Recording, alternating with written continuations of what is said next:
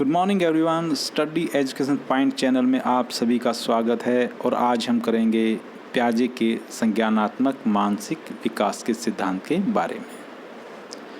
प्याजे का संज्ञानात्मक मानसिक विकास का सिद्धांत सीटेट, एचटेट, यूटेट, आरटेट आदि सभी के लिए काफ़ी महत्वपूर्ण है। 2 या 3 नंबर के क्वेश्चन हमेशा इससे पूछे जाते हैं।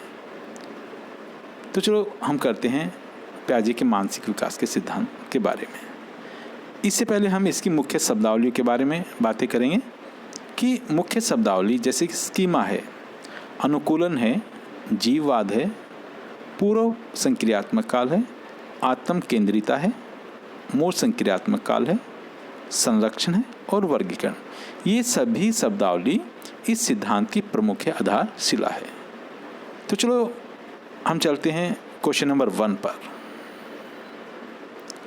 प्याजे का संज्ञानात्मक मानसिक विकास के सिद्धांत को कितने भागों में बांटा गया है या कितनी अवस्थाओं में बांटा गया है? आंसर है इसका 4 भागों में। क्वेश्चन नंबर 2, प्याजे के सिद्धांत की अवस्थाओं का सही क्रम है। देखिए, प्याजे ने 4 अवस्थाएं दी है, उसका सही क्रम कौन सा है? जैसे कि sensory motor stage, pre operational stage, formal stage, concrete stage. Second में है pre operational stage, formal stage, concrete stage, sensory motor stage, sensory motor stage. Third में pre operational stage, concrete stage और फॉर्मल स्टेज। इस प्रकार हम देखते हैं कि इस सिद्धांत का जो सही आंसर है, इस क्वेश्चन का जो सही आंसर है वो है sensory motor stage, pre operational, concrete और फॉर्मल। आंसर हमारा है 3। इसको सही तरह से याद करने के लिए हम एक शब्द याद करेंगे, एस, पी, सी और एफ। एस से है सेंसरी, पी से है प्री ऑपरेशनल, सी से कॉन्क्रीट, एफ से फॉर्मल स्टेज। क्वेश्चन नंबर 3, संज्ञानात्मक मानसिक विकास की अवस्थाओं का कौन सा आयुकाल सही नहीं है? क्योंकि प्रत्येक अवस्था का एक समय निर्धारित है, तो हमें बताना है कि कौन सी ऐसी अवस्था है जिसका समय सही नहीं है। इंद्रिय गामक अवस्था 0 से 2 वर्ष, ये 2 वर्ष तक पाई जाती है। संक्रियात्मक अवस्था 7 से 11 तक पाई जाती है। औपचारिक अवस्था 11 से 15 तक पाई जाती है, जबकि पूर्व संक्रियात्मक अवस्था 2 से 7 वर्ष होती है। तो हमारा सही आंसर है सेकंड। क्वेश्चन नंबर 4, निम्नलिखित में से कौन सी सेंसरी मोटर स्टेज अवस्था की विशेषता नहीं है? प्रत्येक अवस्था की कोई ना कोई विशेषता होती है। तो यहाँ पर क्वेश्चन है कि सेंसरी मोटर स्टेज या सेंसरी ऑपरेशनल स्टेज की विशेषता नहीं है। संरक्षण, वर्गीकरण, क्रमबद्धता, ये तीनों ही सेंसरी ऑपरेशनल स्टेज की विशेषता हैं। तो हमारा सही आंसर है उपरोक्त में से कोई नहीं। क्वेश्चन नंबर 5, निशिता एक छोटी बच्ची है। वह हमेशा अपनी डोल को अपने साथ सुलाती है, उसकी कंघी करती है। प्याजे के सिद्धांत के अनुसार उसके अंदर विद्यमान है। तो ऐसा कौन सी विशेषता विद्यमान है? आत्म केंद्रिता। देखिए, आत्म केंद्रिता ऐसा पद है जिसके अंदर व्यक्ति स्वार्थी किस्म का होता है। जीववाद, जीववाद काफ़ी इंपॉर्टेंट है, इसको एमिनिज्म बोलते हैं।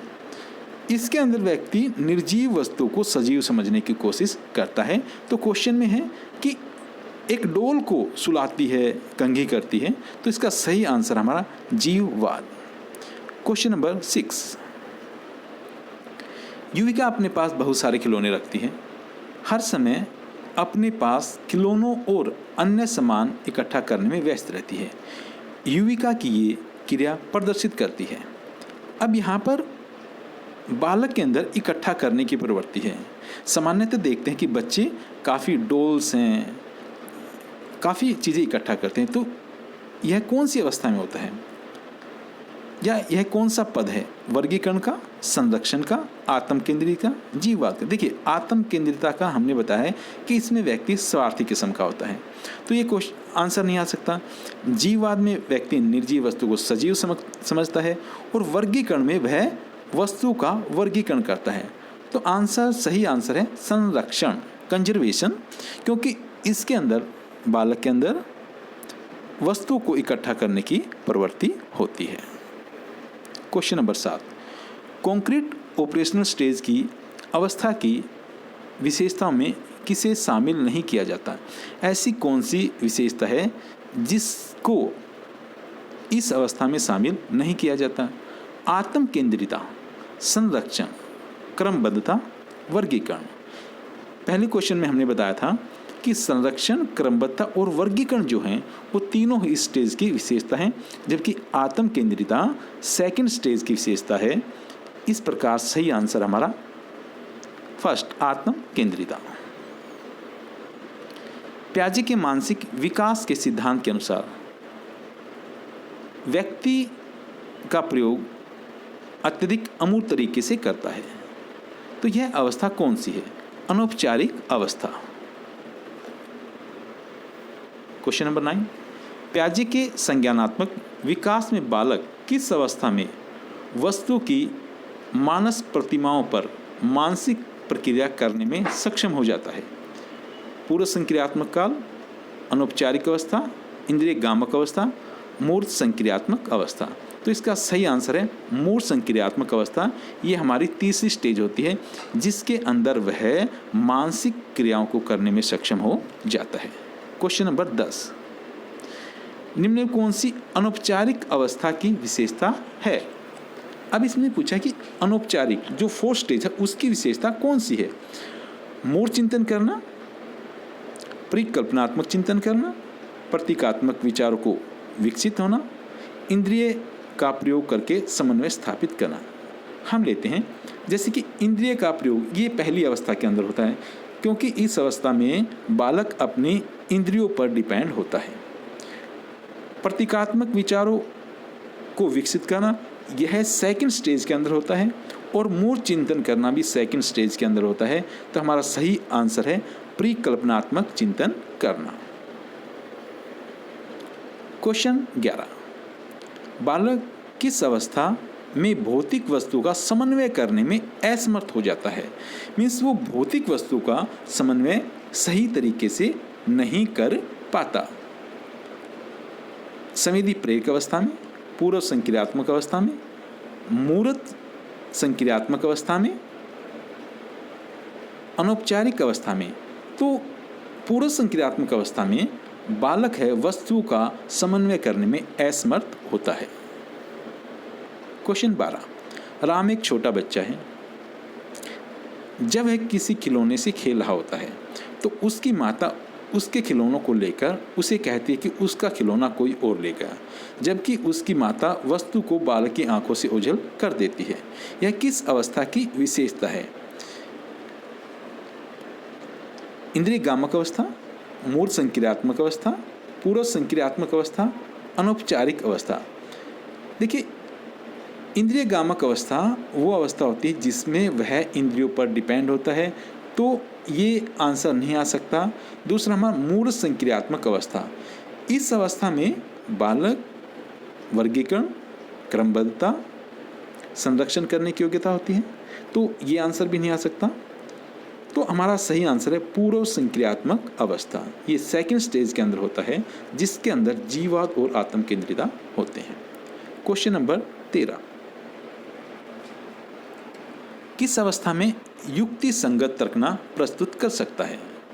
युक्ति संगत तर्कना किस अवस्था में प्रस्तुत की जाती है? इंद्रिय गामक अवस्था में, पूर्व संक्रियात्मक अवस्था में, मूर्त संक्रियात्मक अवस्था में, अनौपचारिक अवस्था में। तो युक्ति संगत तर्कना प्रस्तुत हमेशा अनौपचारिक अवस्था में होती है। प्याजे के संज्ञानात्मक विकास के सिद्धांत का शिक्षा शास्त्र का कौन सा प्रभाव सही नहीं दर्शाता? मीन्स प्याजे ने जो सिद्धांत दिया है उसका हमारी शिक्षा शास्त्र पर कौन सा प्रभाव नहीं पड़ता। शिक्षक की को शिक्षण की नवीन तकनीकों पर बल देने के लिए प्रोत्साहित करना, बालक के ज्ञान का मूल्यांकन उसके कार्य के आधार पर करें, न कि दूसरे विद्यार्थियों के कार्य के आधार पर, विद्यार्थियों को खोज के सीखने की क्रिया पर बल देना। देखिए, न देने पर, यहाँ पर इन्होंने कहा कि न देने पर, क्योंकि प्याजे का सिद्धांत कहता है कि बालक को सीखने के लिए खोज करने की प्रवृत्ति पर बल डालना चाहिए। तो इस प्रकार हमारा सही आंसर है थर्ड। क्वेश्चन 15, पूर्व संक्रियात्मक अवस्था के किस भाग में बच्चों के अंदर भाषा एवं संकेतों का विकास तेजी से शुरू होता है? जो हमारी पूर्व संक्रियात्मक अवस्था है उसको दो भागों में हम बांटते हैं,